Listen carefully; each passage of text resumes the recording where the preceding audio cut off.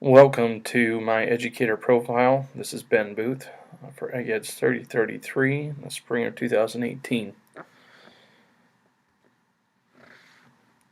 I chose to conduct my Educator profile on a neighboring teacher in the high school that I teach.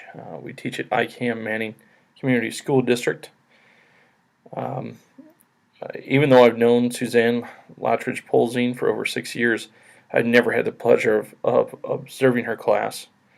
I do know that her students absolutely think the world of Mrs. LP, as she's referred to in our school for obvious reasons, with a hyphenated last name, not to mention a,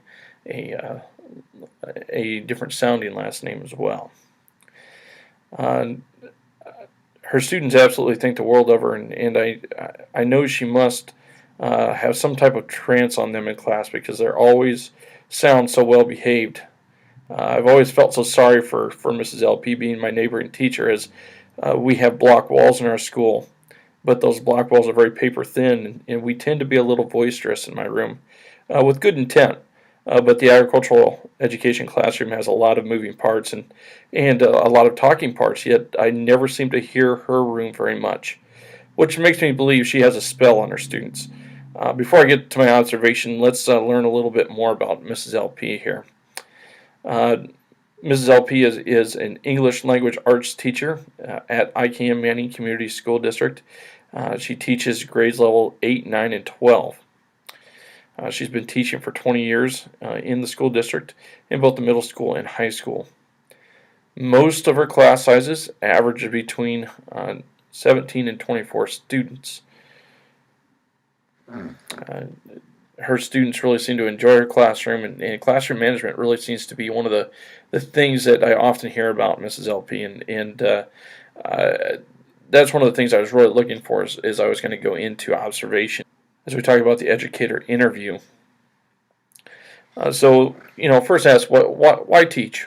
What got you into education and why? And she was very adamant that she really selected teaching as a career. It was never really anything else. She always had dreamed of being a teacher because teaching had been a part of her life, and we find this quite often. I think as we talk with other educators, quite often there's educators that have influenced them to become educators. And in her situation, her grandmother and parents were involved in education. Her mother was a teacher. Her father was a teacher and an administrator. And so that's what she always wanted to do. And she thinks that they definitely have the greatest influence on her as an educator as well. She attended Simpson College in Indianola and now has her master's from Morningside as well. Her motivation to continue in education is the student experience within each class. She often thinks of the experience she would want or her own children to have in her class. And what skills and knowledge would she like them to achieve, and what would the classroom look like? And that helps her to grow and become better, and not only help her to become better, but help her students become better adults. And she wants that experience for all of her students. She often thinks about the environment as well and how she wants to create a better environment for all of her students to be comfortable. And we'll talk more about that here a little bit later. But she always wants to have the best experience for her students, and that's why she continues to be motivated to become better at her craft as well. When we look at grade level, she originally started with the middle school, and that's the age group that she really wanted to make a difference in. She didn't want to teach in the lower elementary. She felt like there was a lot more time to be spent on behavior in class in the lower elementary, and she wanted to have and spend more time developing those critical thinking skills. She really enjoyed the middle school level early in her career, and yet when she was forced to move to the high school level after a consolidation at our school, she really found herself enjoying the high school aspect and really enjoyed that. And she's gotten back into a little bit of middle school as they have added an 8th grade class for her as well now, where they have some higher level students in English language arts that are able to take her class early as 8th graders instead of as freshmen.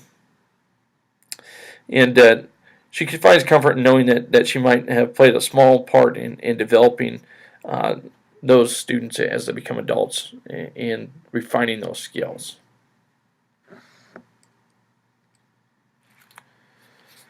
When we talked about preferred teaching style, she talked about a few different things in her methods of teaching. One of the things that she brought up is very evident once we get to the observations is that she tries to do more than one thing in a class period.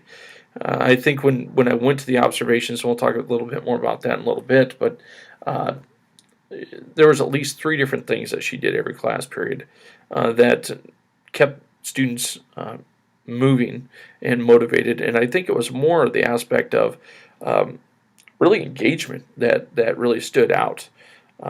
She really talked about she likes to have students get up and moving around and getting to work in small groups. I found that interesting in our interview because uh, I guess I really don't hear it being a neighboring teacher that much through the wall.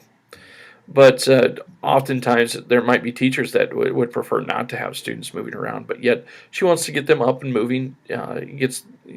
She likes stretching their minds a little bit, and she thinks people need to get up and move around, work in those small groups, and then lead into those larger group discussions, which kind of leads into the last one here that she really kind of talked about, and I saw this in the observation as well as the higher order questioning. And I'll play a clip a little bit later where she talks about how that's going to happen talking within the groups, and then how they start with some lower order questioning and moving up to some higher order questioning as well. As she looked over how methods have changed, she really thinks that her methods haven't changed a lot over 20 years of teaching, but have become more refined over time, especially after the first 7 years. She felt more comfortable. She knew that probably after 7 years, this is exactly what she was going to be doing for her career now that she's kind of settled in. And she really likes getting new ideas. This was her big thing. She enjoyed reading blogs and reading about the successes and failures of teachers, and thinking that how she could maybe dovetail those to her situation and how she might be able to get things to work, even if it not necessarily was an English language arts teacher, but learning from other teachers and their experiences and trying to fit them into her classroom and her students' experiences. When asked what she would change, she said, she wished she would have a lot more time for learning objectives and talking more about the learning target for the day, and really kind of coming up with that universal goal. And we'll talk a little bit about that a little bit later as well, when she talks about how to keep those students engaged in their learning, and whether they can understand whether learning is successful within her classroom.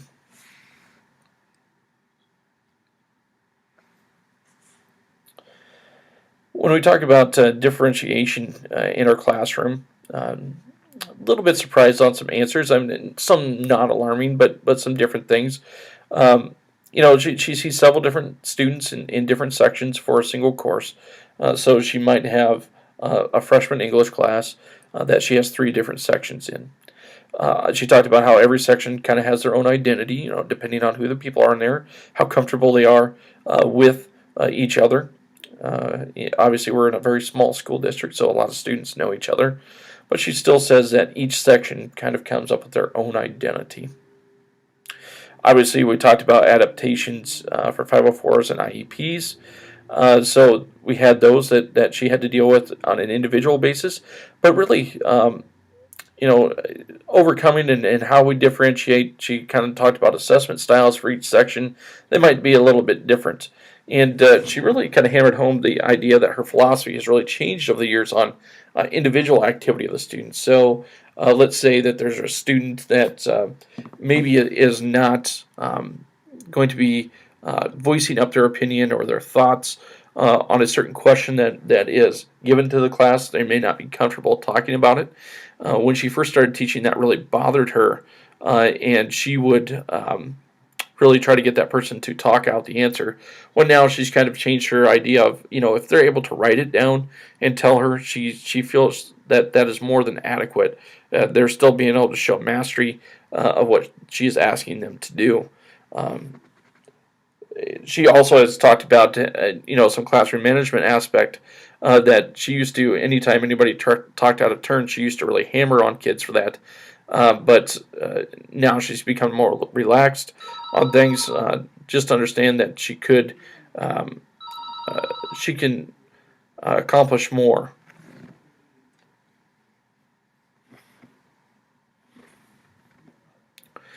She realized that she doesn't necessarily have to have a student that may be talking out of turn, and doesn't have to scold that person individually. Some of those side conversations that may happen incidentally, but as long as they're not uh, necessarily affecting the whole group, then she can let those things slide now. Just how things have changed over time a little bit for her. And she thinks that's better for the whole group now as well.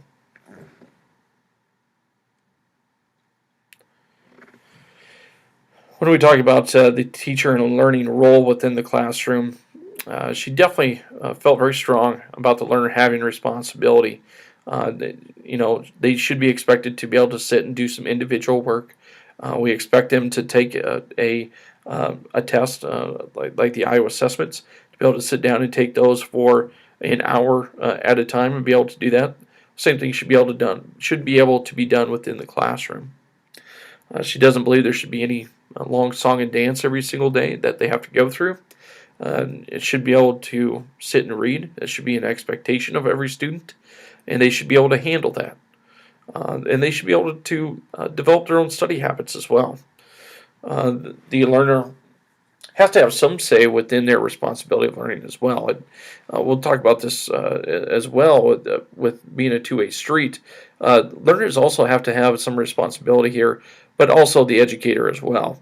As we look at relationships with learners, the one thing that Mrs. LP really reiterated is that she wants students to know that she really does care about that student, and that she wants them to be successful, in nurturing that relationship, and making sure that students understand that even if they have a bad day, and people always can have a bad day, is that she's never going to hold a grudge against them.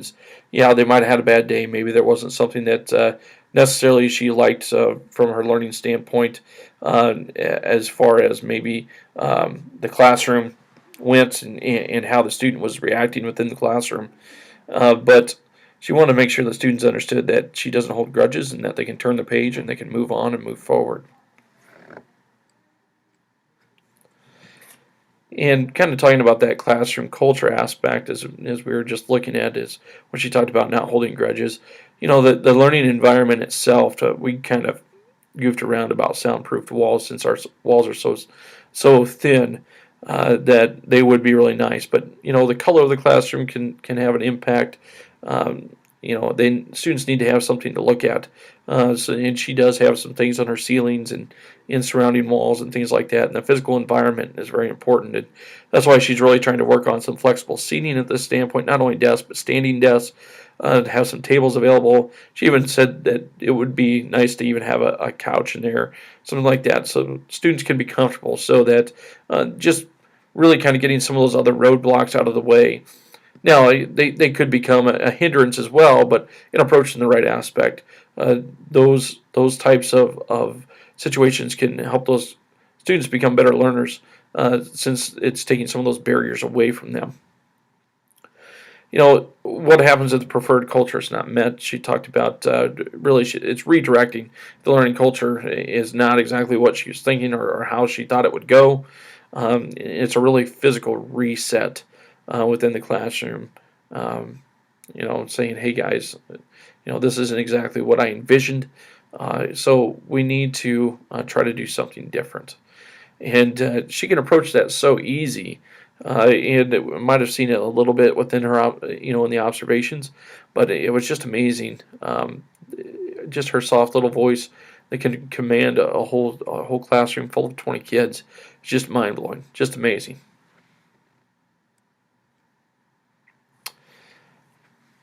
Gauging student learning, strategies to help with student comprehension. She always liked to start at the beginning of the week, usually on a Monday. Usually comes back with how do you comprehend what we were reading the week before in some of those classes? And sometimes and often we'll start with a small group work once again, starting with some lower level questions, working to some higher level questions.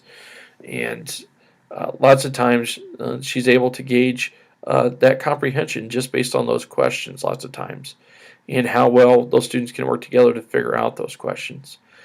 She also talked about exit tickets are a great way for her to gauge the learning within her classroom. Sometimes they're just half sheets of paper with a random question that she might think right before the bell rings. And before they leave, they have to answer that question on that sheet and hand them to her with their names on them so she knows exactly what they're thinking. Maybe there's some questions that they have that they didn't feel like asking as well to help her out. She always talked about she's an over preparer. She always spends so much time preparing for a lesson because she wants to use that full 45 minutes session or however how much time that she's going to have. So she always has something small ready to go on her computer. It could be as simple as assessing sentence structure or some type of questions over materials. She also they did an activity when I was in there for observations. It was called an ad-libbed book. I'd never seen it before, but it's really a way for testing some English language arts basic skills that they need to understand and how to use. So they had one student that was up in the front of the room. They had a book, and it has a list of questions to ask the rest of the group. Okay, name a verb, and then name a noun, and they kind of shouted out. And eventually, what was going to happen? The bell rang. I didn't get to see all of it together, but basically put together a whole sentence structure based off these random words that people were shouting out, but they had to be the correct words, and then they had to put it in the right sentence structure as well. So those were some nice little neat things that kids had a lot of fun with. It looked like, even though we didn't get to see the whole thing all the way through. Now, learning and understanding, how do we understand if learners are understanding? She talked about physical looks, the facial expressions, body language, maybe some questioning, and she even talked about just straight out kids telling her that they don't understand. And that's the easy part, I guess, about teaching in a high school, at the high school level, is they're old enough to understand and ask for help if they really don't understand, compared to when you'd be in early elementary. She often talked about assessments, just having small assessments. Once again, going back to those ideas of maybe some of those exit tickets, as well as some of those questioning strategies. She talked about not having a lot of out-of-class assignments. If kids are really working hard, use their time that they have within the classroom, they should be able to accomplish a lot of the things that she's asking them to do. And sometimes, that responsibility of understanding falls back on the learner. Because if she goes through a lot of those steps to figure out why isn't this student understanding, sometimes it's just on the learner themselves that they don't want to understand. After she goes through and dots all of her I's and crosses her T's and following through with those students, sometimes it just is a pure lack of really focusing from a learner perspective. We talked about assessments, and she likes to assess during a lesson, throughout the lesson, not waiting until the end of a lesson to really assess the learning of students. And the reason why she does that is the lessons are linked together, that if she waits, it could be too late. And then we've really lost the student and definitely aren't going to understand the whole lesson and how they link together. So it's so important for her not to wait, so that she can continue to assess through the whole lesson. Student motivation, the way that she combats student motivation and keep them motivated. She did say that this is one of the toughest things to do as an educator, and I completely agree with her, is that she definitely has to have the objectives up there for the students. What is the objective of today? What is the objective of our whole lesson? What is the objective of our unit? And what is the universal goal? And where do we need to be as a learner? It's the teacher's responsibility to portray that in a motivational way. She felt very strong about that, and that's why the idea of getting them up and moving helps. The idea of transitioning into something new in about every 15 minutes or several times within a lesson But students also have to put forth that effort. It's that two-way street that we mentioned way earlier. That yes, the teacher has to make a very good effort in trying to motivate that student, but the student also has to be receptive, and they have to be open-minded as well. She also thought that essential questions really help students become motivated as well. So that idea of inquiry really gets them moving and start thinking about what is to come. We talked about technology in education, and she definitely said that technology has made her classroom much more efficient, and in general, education has become much more efficient. She uses a website called Edmodo that she can really put some of her assessments out on.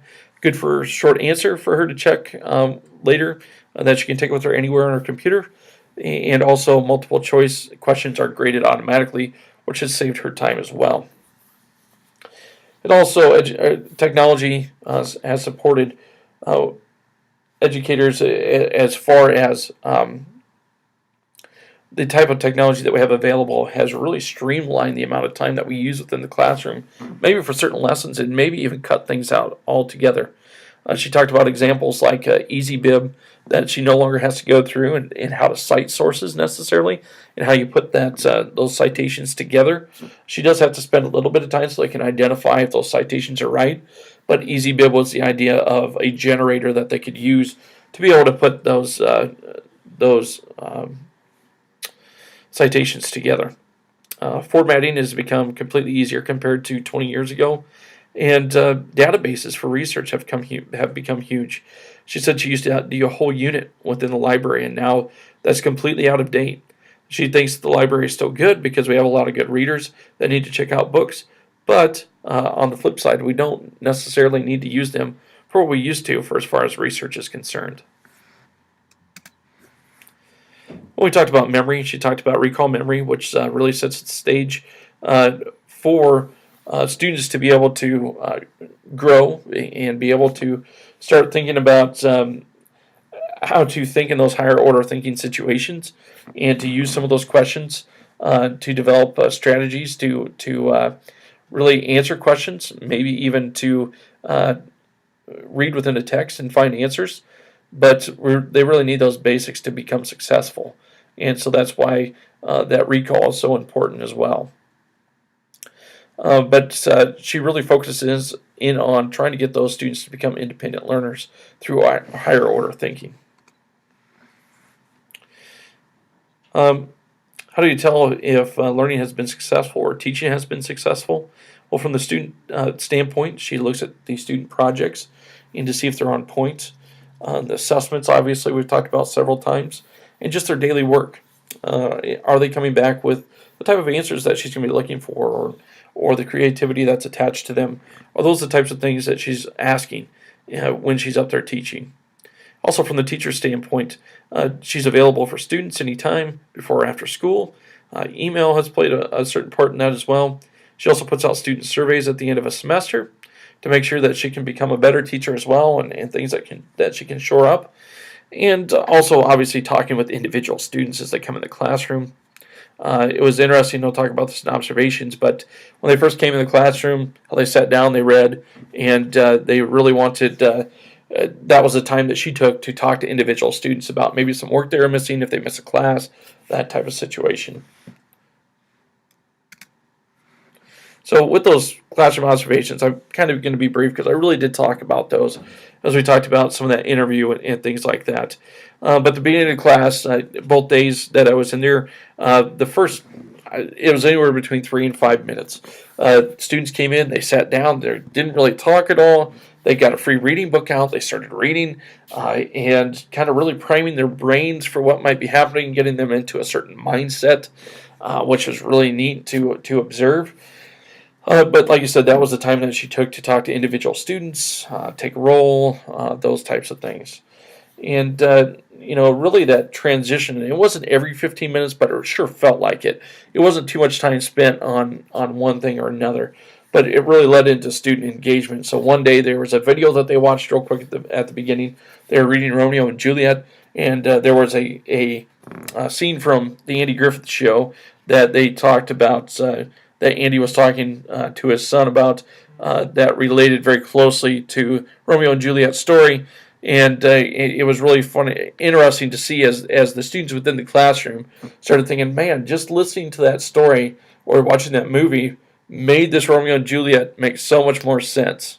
And that was exactly the point of why she wanted to show it. So that was really interesting. And then they moved on to a questioning piece where they got together, and here was they got into small groups.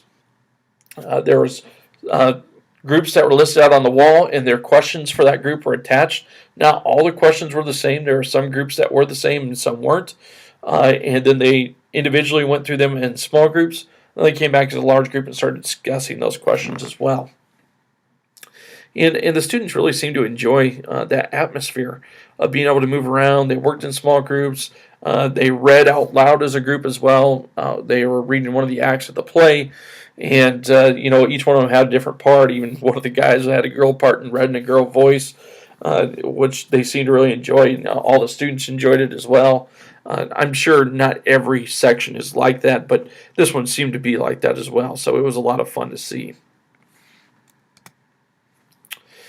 Now, when we talk about alignments from these observations, I think that the first thing that we talk about was how constantly we saw between the interview and what I observed within the classroom were the higher order questions that we were seeing and those questioning strategies. Constantly trying to make them think, but also rely on the text that they read and going back to the text and really finding that information to help answer those questions. And also some of those assessment pieces as well. When we went to the smaller groups, and she walked around to each smaller group, asking them questions, assessing them, whether there's some understanding there going on. And then also as a large group and the thoughts and ideas that came out. And, you could really see those students' faces starting to light up, seeing those light bulbs kind of come on and showing that they had that good understanding. And really what that all kind of led into was this motivation. And I think maybe from a teacher perspective, maybe that was the thing that I took away maybe the most from this. And I'll talk about that in the conclusions, but the motivation that the students had within this classroom was just really off the charts. How they all work together, but then they might be in discussions, individual and small groups, but they all come back together when she needs them to. There's no real big sign she has to give them. She just calmly says, okay, group, it's time to get back together so we can move on and transition. And that's a word that she definitely used within her classroom. So that was a lot of fun to see and really interesting to see how those students stayed motivated, and it went back to that engagement as well. And you talk about really kind of lining up theory-wise into that constructivism standpoint where we're using those questioning strategies, we're using that motivation. It was really neat to see.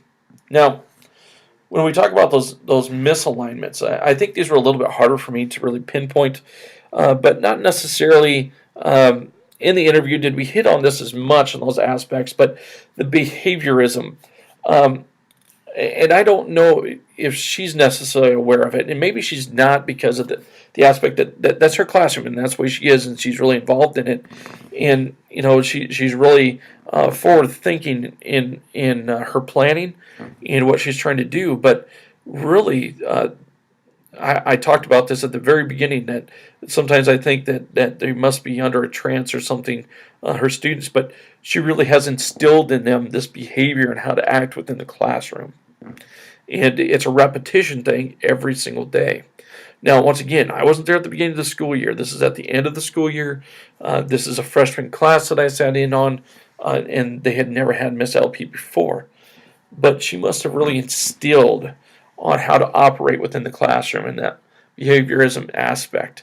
We didn't necessarily talk about that as much in her interview, but it was definitely present within it. The information processing theory as well, when we talk about the aspect of higher order question thinking and how you methodically work through those questions, how to use the information from before to answer these questions. Um, and yes, it works into the skill set that maybe can fit into some other theories, but and she never really talked about this idea as well. But you could tell that it's been methodically put in there, in that these kids have really been taught how to think through this whole process. And then the differentiation is the big one that is tough for me to see. Obviously, I only saw one section. I don't get to see those two other sections from this same class. So the differentiation is tough for me to see. So I guess if we're really nitpicking, we could really go into differentiation is a misalignment that doesn't necessarily fit into. I was not able to see how she uses that differentiation within her classroom. So, in conclusion, there's multiple theories in every class. Every class I was able to view that, and I think that's one of the things I take away. And the impact on my classroom itself is classroom starters. How do you begin the classroom? How do you have I think I'm pretty lax compared to what she has. I mean, she just has them come in right in, they sit down, there's no talking, they get to their seats, and they're reading a book right away until she wants to begin. And if she doesn't want to begin for 10 minutes, guess what? They're reading for 10 minutes. And that's just amazing to see. Maybe 20 years experience, maybe I'll have something that neat as well. But the transitions within the classroom is really neat to observe as well, and how she keeps that classroom moving from, like I said, she almost chunked it up in 15-minute strands in different rotation, but it wasn't necessarily 15 minutes. Sometimes it was 5, sometimes it was longer, or 20 in some of them. But it was really neat to see in how she kept that engagement, and makes you really envy it as an educator. So I really enjoyed this assignment. I hope that I've hit on everything that we need to, because I know this video is going to be long enough. I was going to try to put some snippets of some video because I recorded it as well, but I think this thing's turned out long enough, so we'll leave it at that. Thanks a lot.